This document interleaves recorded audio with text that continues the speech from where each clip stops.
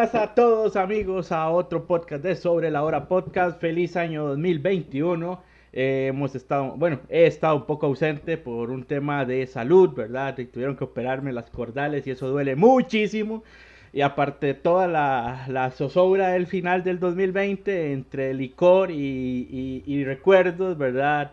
Que siempre es importante mantener un espacio, pero ya queremos retomar la línea editorial de nuestro canal este año 2021 cargado de muchísimas cosas para la divulgación inteligente. Vamos a tener elecciones en Costa Rica, vamos a tener alguno que otro podcast Este sobre el año fútbol. salen elecciones. Inicia todo lo que es la inscripción de partidos políticos y precandidaturas rumbo a lo que es el año 2022, que son las elecciones, ¿verdad? Ah, ok. Entonces vamos a tener un poco de información al respecto, también vamos a tener un poco más del acontecer internacional. Han pasado muchas cosas iniciando accidentado este 2021, sobre todo con la toma en el Capitolio allá en los Estados Unidos y la transición que va a tener Joe Biden como presidente tras Donald Trump.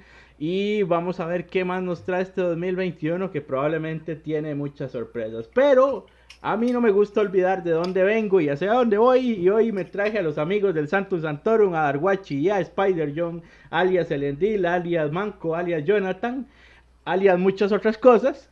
Y aquí dice Deón, pero como siempre su amigo Víctor, para hablar sobre un tema que vamos a dividir en dos partes. Primero vamos a hablar un poquito de la industria, los animes psicológicos y la industria, en una serie que vamos a traer un poco al canal, un poco más relajada de la línea editorial de Sobre la Hora Podcast, pero siempre tratando de hacer divulgación inteligente. Y una segunda parte que vamos a tener en el canal del Santum Santorum, donde ya vamos a hablar desde la visión más fanboy, por así decirlo, fangirl, defendiendo pues nuestras series aguerridamente. Pero el día de hoy, para iniciar el podcast, bueno, primero que todo, muchachos, gracias por participar en este primer podcast del 2021 de Sobre la Hora Podcast.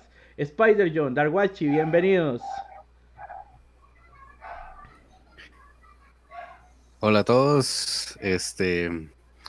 Dino, un gusto estar acá en el canal de Sobre la Hora, otra vez compartiendo con ustedes un poco de conocimiento y ni que supiera mucho, pero bueno.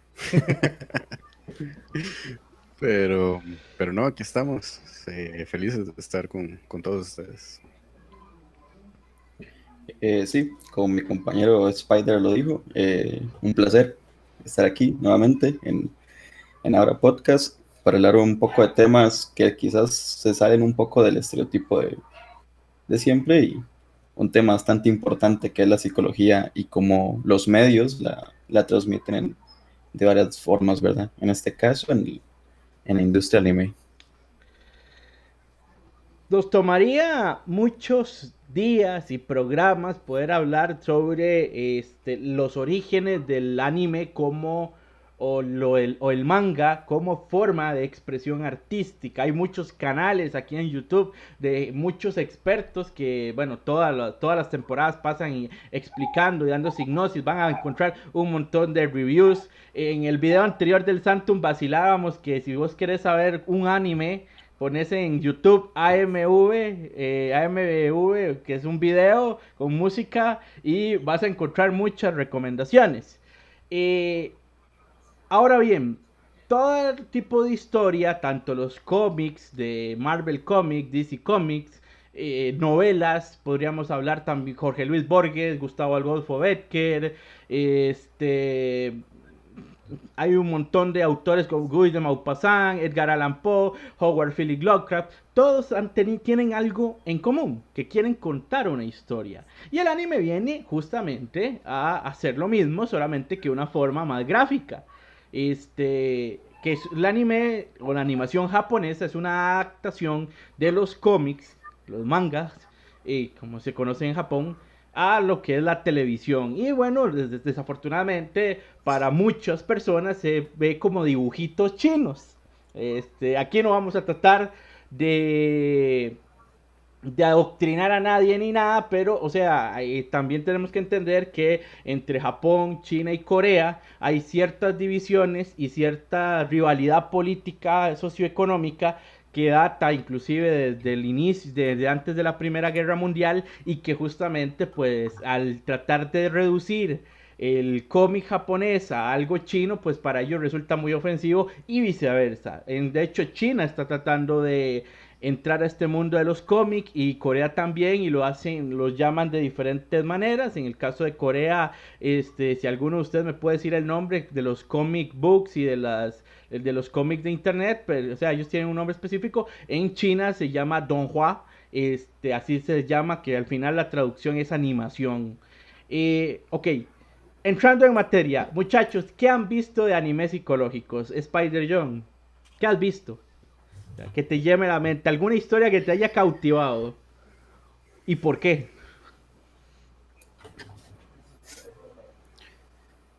Hijo, este, no sé, mencionen alguno para refrescar la memoria ahorita. Ok, vamos a ver. Es que puede ser tan variado como yo le puedo decir que Candy Candy tiene su línea psicológica. Evangelion, pues Evangelion tiene su línea Ok, sí, psicológica. listo. Clanak, Angel Beats, o sea, Bunny Girl Senpai, que es uno que me gusta mucho. ¿Qué otro? El mismo Tengen Toppan Gurren Lagann. Psycho Pass. Por ahí me quedan algunos nombrecillos que ahorita Guachi tal vez nos puede refrescar. Adelante, John. Sí, bueno, Evangelion creo que es uno de los que más conocidos y diría yo que realmente muy, muy psicológico porque el mae, que el escritor, el creador, él dijo que él se basó en hechos que le pasaron en su adolescencia para escribir esta historia, que a pesar de que la gente la admira por el asunto de los mechas y todo, realmente su punto era mostrar sus vivencias de su adolescencia. Y si lo vemos realmente es más centrado en la parte de la historia de Shinji, de cómo él pasa por esa fase de la adolescencia y eh, cómo se enfrenta a esos retos del crecimiento. Eh, Tal vez no un personaje muy preferido para nadie. Realmente Shinji es uno de los personajes pocos preferidos, pero eso es lo que realmente el escritor buscaba. Estamos de acuerdo, o sea, la parte de los robots y todo eso roba tanto la atención que uno no ve eso. Y para mí fue uno de los que tuvieron un impacto cuando estuve en el colegio, al igual que este otro De hecho, fue un vacilón, porque primero vi fue Evangelion, que es como un extremo contrario a lo que viene a ser Tengen Toppa Gurren Lagann. Bueno, tal vez no contrario, sino como que ya como que para mí fue primero ver eso, que es como tratar de buscar de sí mismo, de qué es lo que uno quiere apuntar en la vida, y luego tengan todo para Gurren Lagann le dice, tranquilo, usted puede hacer esa búsqueda, pero no pasa nada. Entonces, porque también en Tengen Toppa Gurren Lagann, que es el mismo creador de Evangelion, se ve el desarrollo de Simon, que creo que es el más preferible que Shinji. Eh, de niño, de tener que salir de las cuevas a tener que enfrentarse a todo un mundo diferente, que creo que es como la parte ya laboral en la que usted sale, donde usted estaba tranquilo en su cueva, en su mundo, y tiene que salir ya a un mundo más diferente, no así, o sea, ya en la parte que uno pasa de adolescente a joven adulto, en la que empieza con el trabajo, porque ya usted se ve un mundo diferente, se ve un mundo totalmente este, muy, eh, muy aparte a lo que uno está acostumbrado a vivir. Entonces, me deja la enseñanza de que eh, no va a ser fácil, o sea, no va a ser una cuestión fácil, va a haber un montón de obstáculos que usted va a tener, pero no importa qué cantidad de obstáculos usted tenga, siempre apunta de más arriba. y eso es algo que, digamos, a pesar de que se da la exageración de que al final terminan los robots peleando con galaxias, ese es el punto, o sea, no importa qué tan alto quiera apuntar usted, no hay límite. Básicamente ese es el mensaje que a mí me deja Tengen Toppa Gurren Lagann, que para mí esos dos son como los básicos para comenzar en la parte psicológica.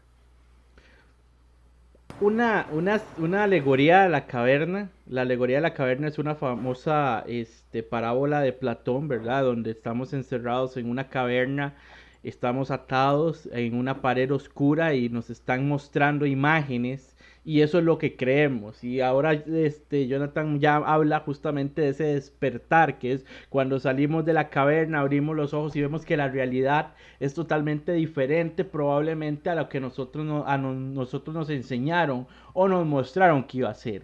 ¿Qué hace que un anime sea psicológico? Porque indudablemente toda la gama de cualquier historia podría darte una enseñanza. Tenemos las fábulas de Sopo, la mitología griega, las mismas enseñanzas de Jesucristo, la cábala judía, la Torá, máximas, las triadas celtas, tenemos la filosofía confucianista, las historias budistas, o sea, tenemos una gran, inclusive hasta el Popol Vuh, si queremos mencionarlo, o tradiciones africanas. Todas estas fábulas, en el entendido del concepto de fábula como una historia paradójica, y no siempre, una de las cuestiones con el anime es que no todos los animes son psicológicos. Aunque intentan serlo. Y aquí, bueno, tanto en el Salto Santorum como aquí sobre la hora podcast, para los que son amantes del anime y nos siguen, yo siempre voy a decir que es Sword Art Online.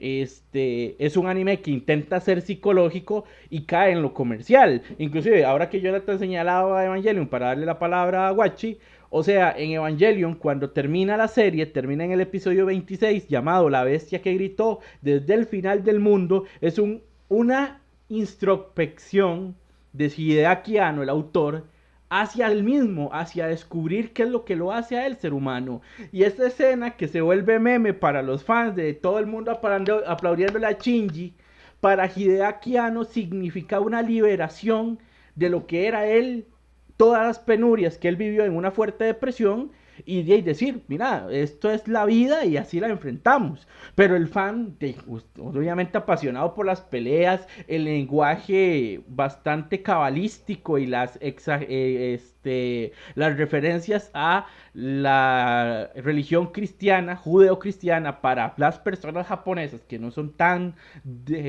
doctas o conocedoras de este tipo de creencias, pues les llama mucho la atención y resulta un impacto cultural, inclusive para nosotros, donde mucha gente en nuestra querida Latinoamérica vino y presentó por ahí del 96, 97, 98, que fue cuando ya empezó a llegar esta serie acá, que era una serie satánica, que tenía referencias al demonio y un montón de situaciones que ahora ustedes ven en los videos de memes en YouTube, que se burlan de señoras que salían en televisión mostrando las revistas y diciendo esto es del diablo, que al final era una historia de la psicología, una historia de la depresión. La línea de Elendil, ¿verdad? De Jonathan, perdón, es justamente la diferencia entre lo que vos puedes sentarte a ver como una película y decir, hey, esto es una película muy entretenida que me da una enseñanza, como por ejemplo, cómo entrenar a mi dragón, la primera.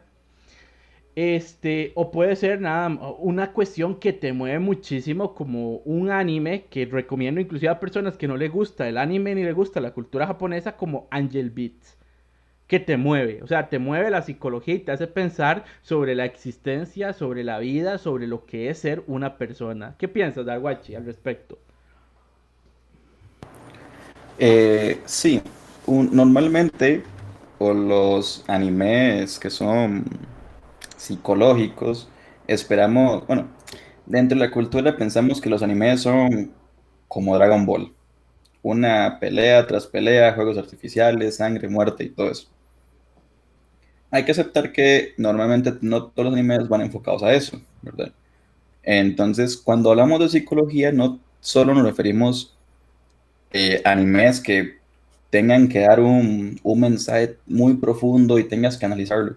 A veces hay animes que trabajan muy bien la psicología de sus personajes y eso hace que usted se llegue a encariñar con muchos de ellos, ¿verdad? Y también que llegue a agarrar un mensaje, no necesariamente que tenga que ser muy profundo, pero sí un mensaje de vida.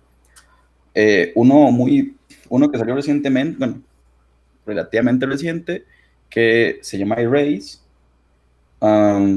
Es muy bueno porque es una pequeña sinopsis del anime, es que es de una persona que tiene un poder, digámoslo así, de poder regresarse en el tiempo cuando pasa una tragedia. Entonces, él utiliza ese poder para tratar de que no suceda la tragedia, ¿verdad?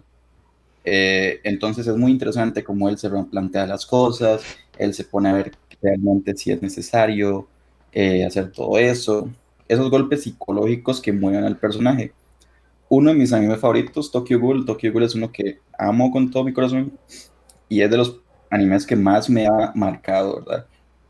Eh, Tokyo Ghoul es de esos animes que ves a los personajes y ves que se rompen psicológicamente y eso es muy interesante, ¿verdad?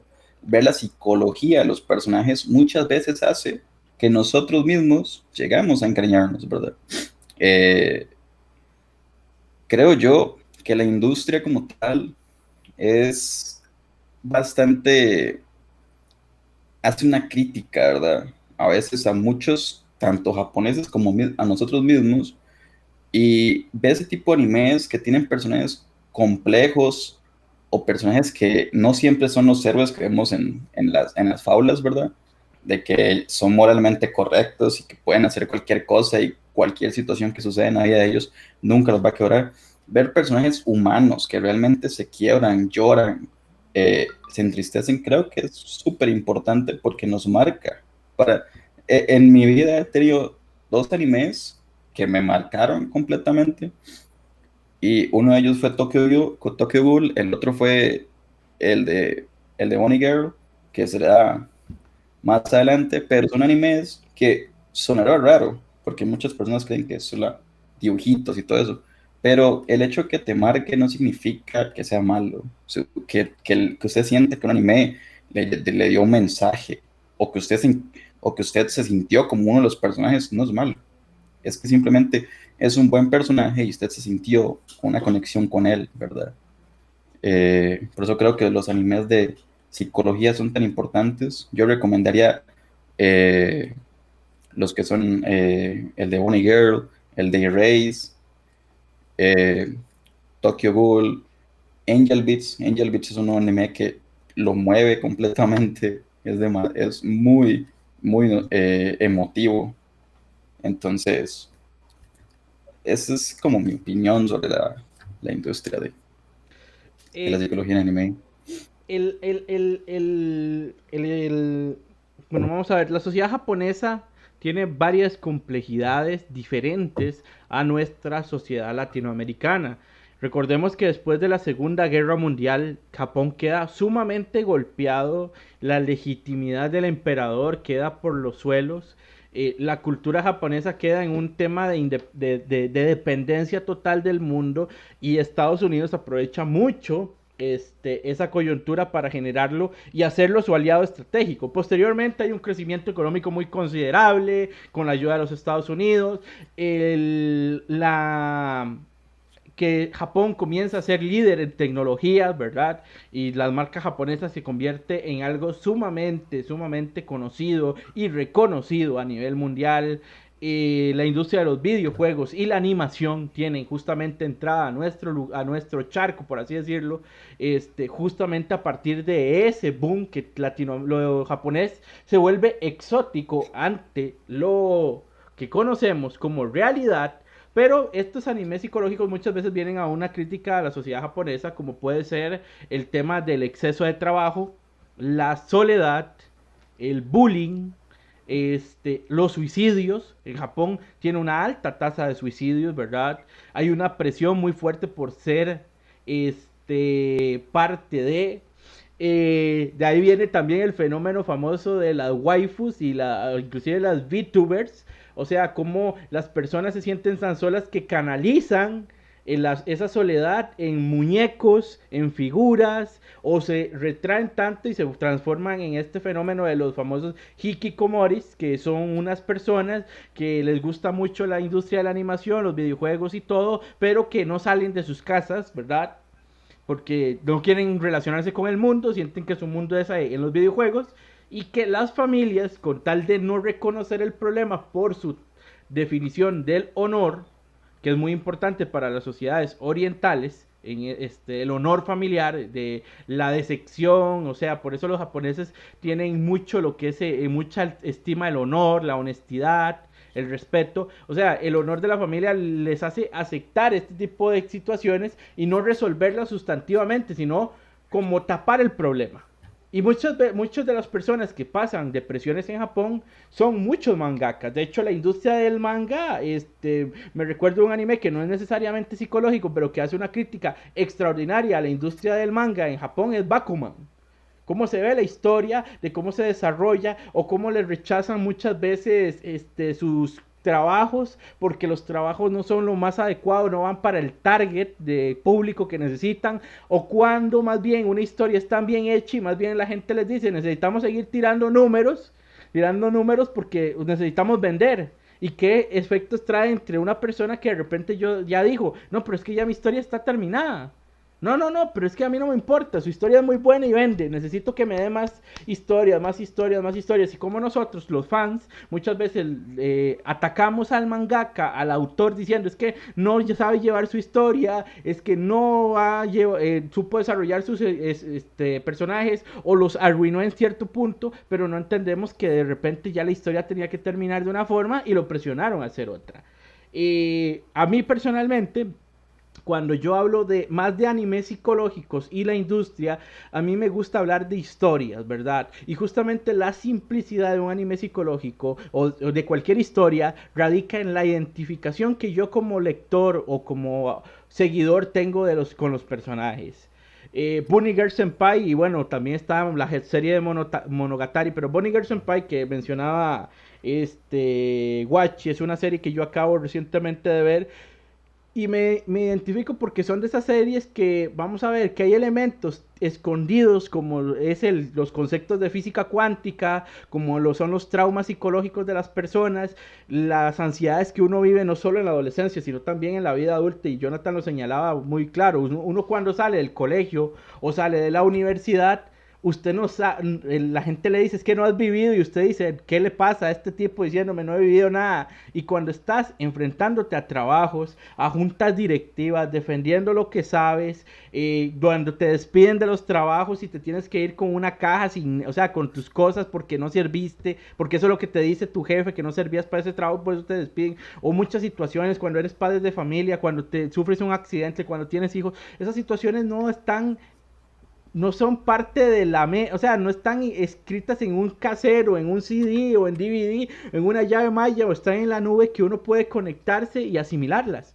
Las tenés que vivir por experiencia. Y al no enseñarnos muchas veces o no estar preparados para esas experiencias, pues caemos en shock porque como seres humanos tenemos límites. Entonces, yo creo que la simplicidad de estas historias es lo que a mí siempre me ha gustado. Son historias que realmente te hacen repensar tu vida, te hacen repensar qué estás haciendo.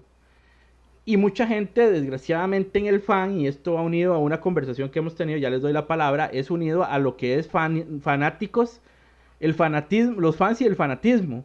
Cuando una historia que es muy buena, resulta que, vamos a ver, una de las cuestiones que tiene el arte en muchos aspectos es que es subjetivo y que muchas veces depende de la interpretación que yo le dé, así como es como lo percibo y no necesariamente eso fue lo que dijo el escritor o el autor. Pero en la industria del anime pasa una situación.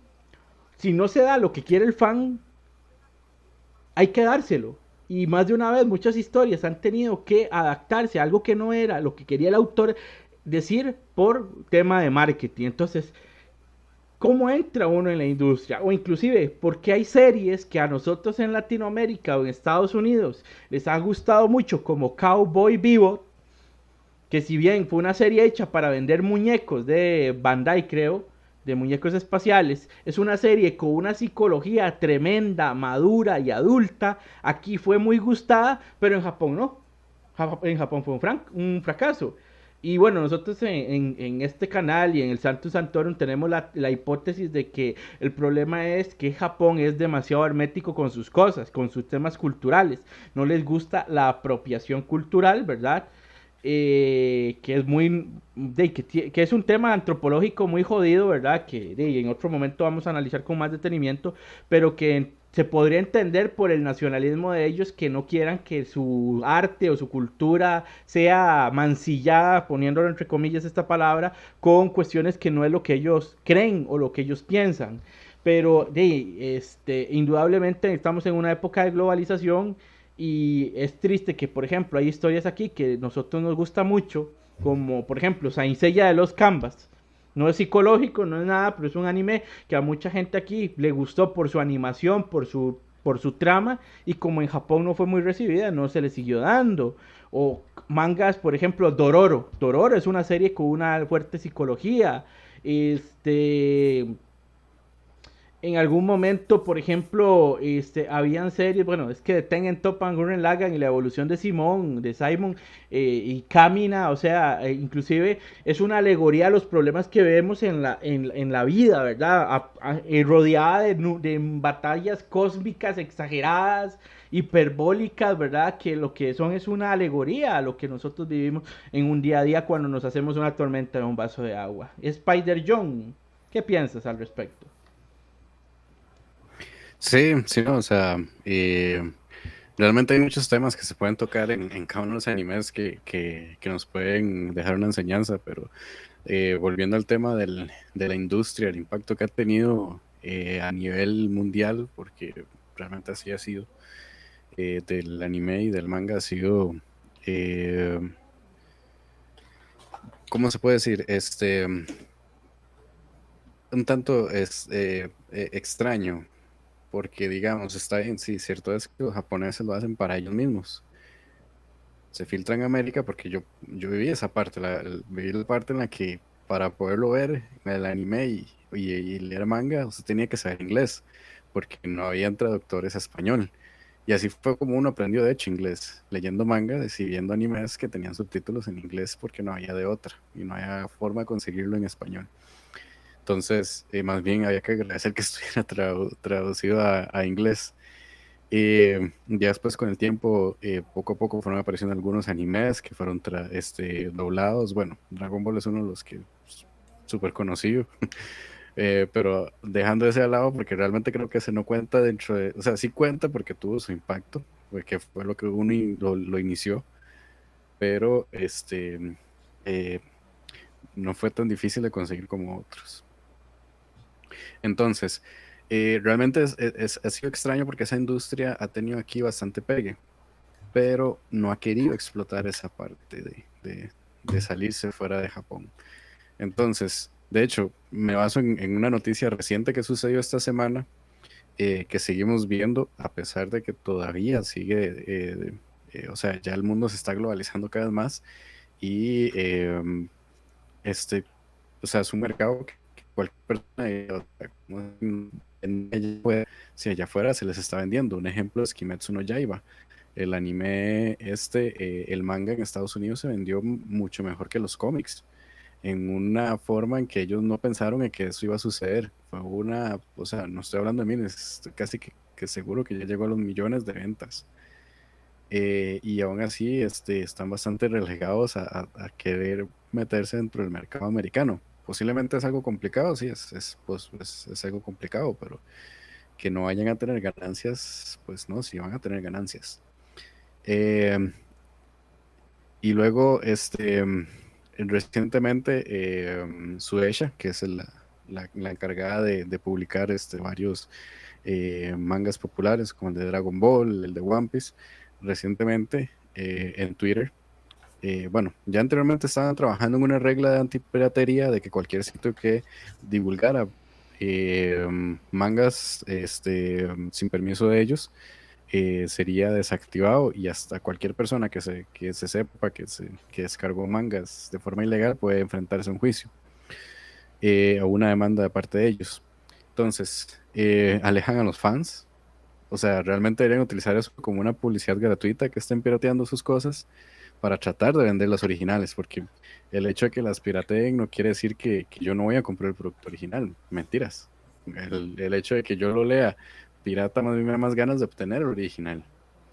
Eh, entonces ellos tienen eso y actualmente en Twitter dijeron de que iban a desactivar las cuentas de cualquier persona que siguiera que estuviera publicando esto en Twitter. Entonces, ¿qué pasó? Al día siguiente empezaron a desactivarse un montón de cuentas de gente que hacía fanart, de gente que simplemente tenía el icono de Goku o el fondo, una imagen de cualquier de los animes de Shueisha, les desactivaron las cuentas por completo. Entonces, más bien les pasó un efecto negativo, porque esto también había sucedido con Nintendo, de que los gameplays que la gente hacía de Nintendo los hacían bajados de YouTube porque no tenían el permiso de Nintendo, cuando eso es publicidad gratis. Entonces, ¿qué pasó? Que se dieron cuenta de que había gente que estaba difamando a otras personas, diciendo que ellos estaban distribuyendo manga simplemente porque tenían la imagen de alguien de manga, y por esa razón es que los desactivaron en Twitter. Entonces, más bien lo que se están trayendo encima son los fans. Ya no van a tener los seguidores porque se los están ganando como enemigos. No están buscando aliarse a esos fans o el respeto de estos fans. Entonces, la industria japonesa está bien, busca lo nacional de ellos, pero ha tenido el chance y ha tenido el chance para extenderse de forma internacional. Hay algunos que lo han aprovechado, muy pocos que han aprovechado ese mercado internacional, pero Suecia es uno que ha sido bastante difícil que vea que alce a ver el mercado internacional. Y en América Latina es un mercado que estoy seguro que tendrían bastante ganancias. Guachi. Sí, concuerdo bastante. El hecho de que Japón se cierra bastante a lo que es la globalización, ¿verdad? El hecho de que sus productos, bien que mal, y hablo desde el punto de vista de Costa Rica, ¿verdad? Hemos visto que aquí se ha explotado mucho ese mercado. Antes, hace muchos años, yo creo que no sé, ni siquiera se veía el anime, y actualmente hay convenciones y se alquila incluso el Estadio Nacional para hacer ese tipo de convenciones. Eh, Todo ese tipo de cosas me sorprende que Japón aún no las vea, que tiene mucho mercado en el área americana. De hecho, creo que también se pueden en las licencias, ¿verdad? En lo que son como Crunchyroll, Funimation. Ves que hay muchos animes que están en su catálogo, pero no los tenemos aquí. No se pueden ver aquí en América por licenciamiento, ya sea que la empresa no quiere que se pase para acá, no. Entonces, sí limitan bastante la cantidad de público que podrían obtener, porque ya hemos visto que el crecimiento del manga anime ha sido tan grande que incluso librerías como la librería internacional ahora tiene su sección de manga. Correcto. O sea, estamos viendo que sí hay un mercado, y de hecho es interesante porque he probado varios mangas, que voy un día, voy una siguiente y ya están otros nuevos. Entonces, sí hay bastantes cosas que se podrían aplicar acá, pero Japón sigue un poco restringido en lo que solamente quieren concentrarse en su mercado nacional. Está bien que ellos ataquen eso, porque está bien que su producto tenga que ser fuerte ahí, pero creo que los números hablan por sí solos, ¿no? Si como empresa ves que su público también está saliendo de otro lado del mundo, creo que lo mejor sería como expandir todo este mercado y ver más bien cómo llegar al público extranjero para que no, si tu problema es la piratería, entonces lo mejor sería ver cómo podemos evitar la piratería y que más bien ellos consuman nuestro producto sin tantas limitantes, porque actualmente la razón por la que existen tanta piratería del anime, y no solo anime, también juegos, ¿verdad? Es porque eso es inaccesible para ciertas personas y terminan yendo por medios que no son los oficiales. Entonces, obviamente, la compañía se queja de eso, pero tampoco hace por dónde ver cómo ellos pueden llegar a ellos, ¿verdad? Entonces, sí es bastante difícil la situación. Habría que ver desde el punto de vista cultural y de la compañía qué es lo que ellos piensan, ¿verdad? Quizás ellos que tenemos este concepto porque es algo que nosotros queremos, pero quizás a nivel de compañía ellos no lo ven igual, ya sea por cultura, ya sea porque no quieren sufrir de esta globalización como tal. Entonces, eh, sí es bastante complicado todo este mercado de anime y así. Y como vemos, o sea, por lo dicho por los compañeros, o sea, el tema de la industria y los animes psicológicos no son los animes que más venden, ni son los animes más gustados. Ahora que señalabas, Darwachi, lo de las convenciones y también mencionaba justamente y Jonathan mencionaba los intereses de las empresas como Shueisha, ¿verdad? En sus publicaciones, tenemos que decir que en realidad lo que ellos buscan es el target, ¿verdad? O el público objetivo que realmente les va a dar dinero. Y en las épocas posteriores a la pandemia, en esta nueva normalidad que dicen muchos autores que existe, el 2020 para muchas empresas fue caótico. Porque la gente Ujú. priorizó sus recursos financieros para sobrevivir. Entonces, ¿cuál era su prioridad? Alimentación y servicios. Cualquier cuestión que fuera vista como lujo, solo muy pocas personas con un nivel adquisitivo muy alto pudieron seguir manteniendo sus compras regulares, ¿verdad? No todos tuvimos esa oportunidad. De hecho, Latinoamérica ha sido una de las zonas más golpeadas por el tema del COVID. Y Japón, aunque no lo parezca, también fue muy golpeado, porque ya se viene y Japón descubre que por más hermético que sea, en realidad mucho de su producto y de su ventaja económica con otros países se da de lo que ellos exportan al exterior. Entonces, una serie de reflexiones para el cierre, ¿verdad? De este podcast sobre animes psicológicos y su industria. Bueno, muchachos, no sé si quieren una reflexión final, Spider John.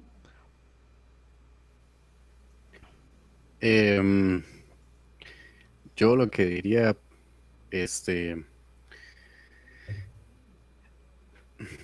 sí, hay muchos animes realmente psicológicos que creo que después, bueno, eventualmente podríamos, o lo tenemos pendiente hacer una lista de reviews en el Santum Santorum que podemos mencionar que no, algunos no son tan conocidos, otros son muy conocidos y muchas veces no le dan la oportunidad porque es complicado y un ejemplo de hecho es lo que estábamos hablando de Evangelion y también un poco de Gurren Lagann, que la gente se enfoca en las peleas de robots, pero no buscan el mensaje atrás, y otros que ya se dedican más al mensaje, como el caso de Lane, que la gente no da chance, o este otro Proxy, ¿cómo es que se Ergo, llama? Ergo Proxy. Ergo Proxy. Ergo Proxy. Ergo Proxy, que es muy enfocado a un tipo de mensaje que, que muchas veces se ignora o simplemente no se ve por el hecho de que la gente ve que es muy complicado. Entonces, yo que el día den chance a esos tipos de animes, véanlos, traten de verlos desde la perspectiva de no de que sea bonito y los robots, sino traten de realmente ver el mensaje que hay en esos animes. Darwachi. Eh, sí, una pequeña reflexión con eso.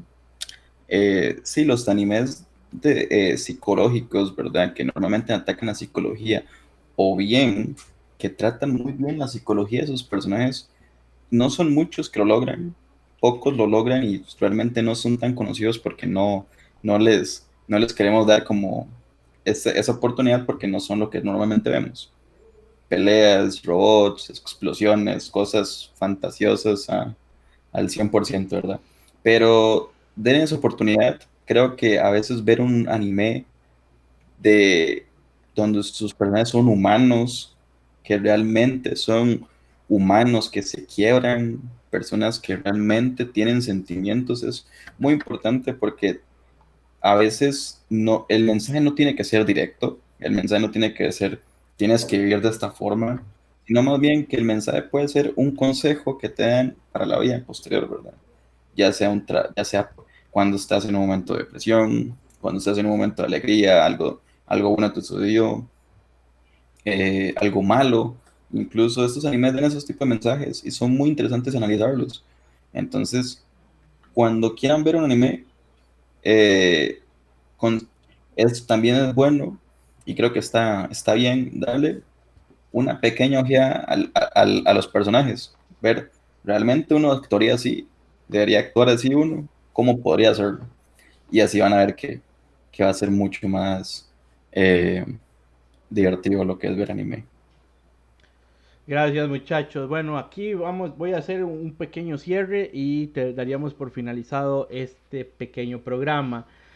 Eh, que veas animes psicológicos no te hace especial, ¿verdad? Hay mucha gente que cree que porque ve ese tipo de animes es una gran intelectual o una persona muy culta, muy sabida, mucho mejor que otros que ven lo que se llama comercial. La primera aclaración es, sí, son historias muy buenas, son historias muy bien pensadas, pero tampoco es que tenemos que ver lo como un libro de autoayuda, es una forma de ver una realidad distinta o ciertos comportamientos, como señala, como dice Guachi, que uno medite, yo actuaría así ante esta situación o ante este suceso. Buscan que entendamos lo que significa ser una persona, que veamos las problemáticas de la sociedad y cómo esa problemática colectiva muchas veces afecta a nuestro individualismo o nos afecta como personas. No es, vamos a ver, aquí nosotros, por ejemplo, y quiero hacer la aclaración antes de terminar, yo para mí los animes más comerciales, como lo puede ser Naruto, Dragon Ball Z, lo puede ser Caballeros del Zodiaco, a mí me gustan. Y en su momento tienen su nostalgia, ¿verdad? Y uno podría tratar de hacerles una desambiguación o una deconstrucción y tratar de analizarle cosas que no tiene. Pero, o sea, si lo vemos como entretenimiento, a mí me gusta. Pero, por ejemplo, el anime de tipo psicológico es de mis favoritos por el hecho eso. Veo una historia diferente, contada, que puede ser desde un tema de ciencia ficción o un tema totalmente cyberpunk, ¿verdad? Como Full Metal Alchemist, a una cuestión tan cotidiana como puede ser Clannad. Que sí hay algunos que, por ejemplo, por su creación o por la compañía que los diseñó, tratan muchos temas eróticos o inclusive el famoso formato harén, muy común en las comedias románticas en el anime. No significa que no podamos ver realmente la historia de personas que tienen ciertas complejidades, cierta psicología, ciertas patologías y empaticemos o no empaticemos con el comportamiento de los personajes principales y secundarios. Por ejemplo, un debate muy común es sobre el Death Note del equipo L y el equipo Kira, dejando de lado si los dos personajes fueron buenos, malos, y cuando se murió L ya la serie dejó de ser, alerta de spoiler, dejó de ser buena, etcétera. O sea, yo creo que hay una psicología que te hace empatizar con los personajes y decir, mira, es que a mí me parece correcto lo que hace este tipo ante esta realidad por esto, como es tan válido si no empatizás. Pero siempre subrayando, no sos especial si a vos te gustan estos títulos. Lo que te hace es un poquito más abierto a poder entender cierto comportamiento humano, y yo creo que si tenés esa ventaja es importante divulgarlo, y por eso es la divulgación inteligente. Aquí vamos a traer un montón de títulos tanto en el Santo en Santorum como sobre la hora podcast con diferentes análisis, claro está, pero o sea, siempre tratando de hacer una recomendación para que la gente también tenga su propia opinión y pues podamos tener un criterio más amplio. Entonces, esto sería el podcast del día de hoy. Nada más comentarles que tengo para esta semana dos temas solicitados, ¿verdad? Recuerden que pueden contactarnos a nuestro correo electrónico sobre la hora arroba gmail.com, que va a salir aquí arribita en el video o por acá, en algún lado de la pantalla lo vamos a ver. Pueden escribirnos y solicitarnos lo que quieran, si quieren participar, si quieren hablar de un tema, bienvenido sea. Aquí esta es vuestra casa, este es el lugar donde queremos hacer divulgación inteligente. Me han pedido hablar sobre el impeachment en Estados Unidos, si bien eso es el proceso de destitución de un mandatario, si bien no creo que se dé para Donald Trump, pero de repente podríamos hablar justamente cómo contextualizarlo a nivel latinoamericano, a nivel global, ¿verdad? Que lleva a una población a solicitar la salida de su mandatario. Y tenemos pendiente con el amigo Daniel Bojorge un podcast que ya venimos planeando, que creo que lo grabaremos esta semana. Estoy hablando en enero de 2021 para que se ubiquen temporalmente, que será sobre los libros de un gran autor argentino del cual soy fanático, que es Jorge Luis Borges. Tenemos pendiente con Spider John unas pláticas sobre libros de Howard Phillips Lovecraft, por lo menos los mitos de Cthulhu. Yo creo que no vamos a dejar indiferente a nadie con esta pequeña serie de videos que vamos a ir haciendo, y con Darkwachi pues vamos a estar analizando un par de animes psicológicos en futuros videos, ¿verdad? Así que estén siempre muy atentos al canal. Chicos, una despedida.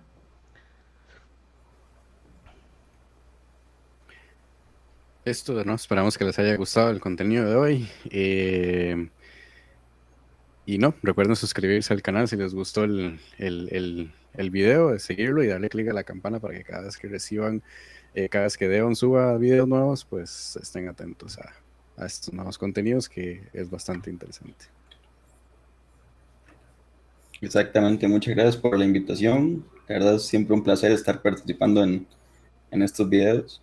Y como dijo mi amigo Spider, suscríbanse y activen la campanita para que estén al tanto de cualquier nuevo video que haya subiendo de.